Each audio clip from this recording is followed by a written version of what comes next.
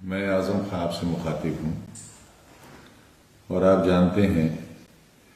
کہ میری ساری زندگی اور زندگی کا عمل ایک آئینے کی طرح آپ کے سامنے ماضی میں بھی رہا ہے، آج بھی ہے، اور آپ کل اور آج سے میرے آنے والے کل کا اندازہ لگا سکتے ہیں۔ مجھ پر، میرے اپنوں پر، میرے پیاروں پر گزرے ہوئے 4-5 سال میں جو کچھ ہوا ہے وہ کسی سے پوشیدہ نہیں ہے، اور غالباً یہ ایک ایسی افسوسناک تاریخ ہے جس پر آنے والا کل ہندوستان کے اس نظام جمہوری پر ضرور تنقید کرے گا اور کچھ نہ کچھ اپنی رائے پیش کرے گا۔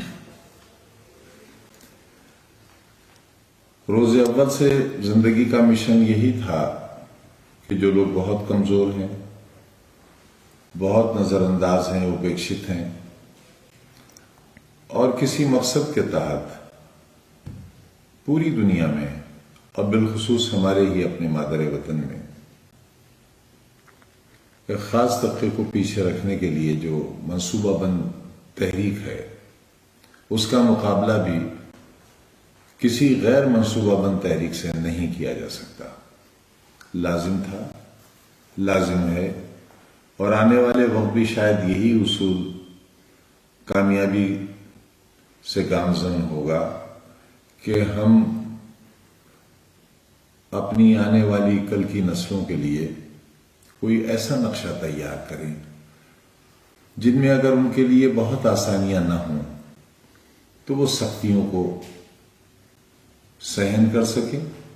اور ایک نارمل زندگی، ایک عام زندگی گزار سکیں۔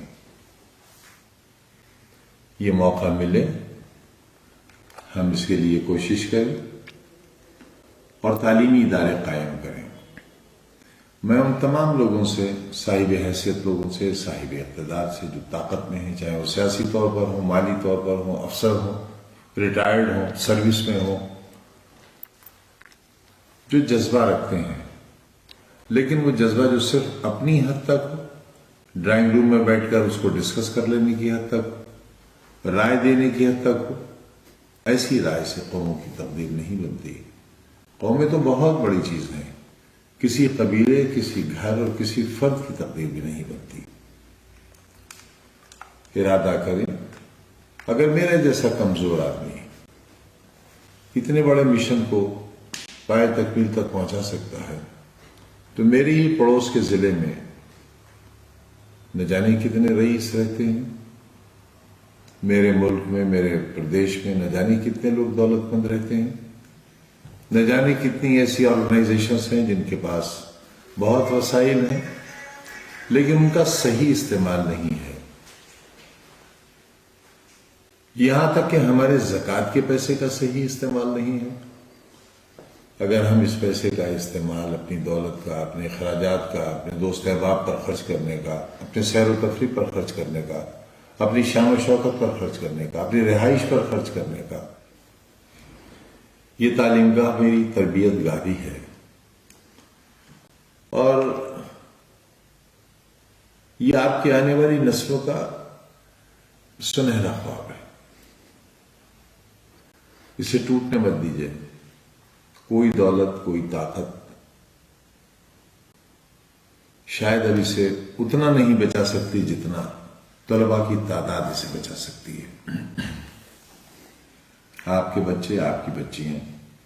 پڑوس کے اضلاع میں جاتی ہیں اور بڑی تعداد میں یہاں سے طالب علموں کا منتقل ہونا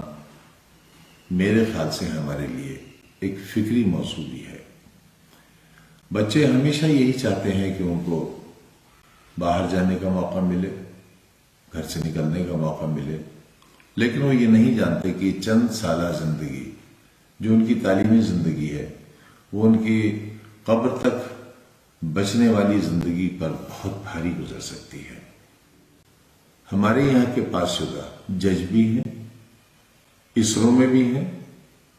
ودھان سبھاؤں میں جوائنٹ سیکریٹریز کے پدوں پر ہیں، ہندوستان کے باہر اچھی اچھی ملازمتوں میں ہیں، اور اگر آپ سے میں یہ کہوں کہ صرف وہی بچہ خالی ملے گا آپ کو جس نے سروس نہ کرنی چاہیے ہو، ورنہ ہمارے یہاں کے पास शुदा तालिब इल्म कोई खाली नहीं है।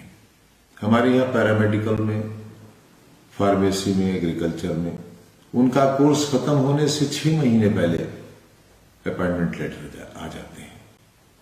मालूम है लोगों को कि हमारे यहाँ पढ़ाई होती है, हमारे यहाँ फीस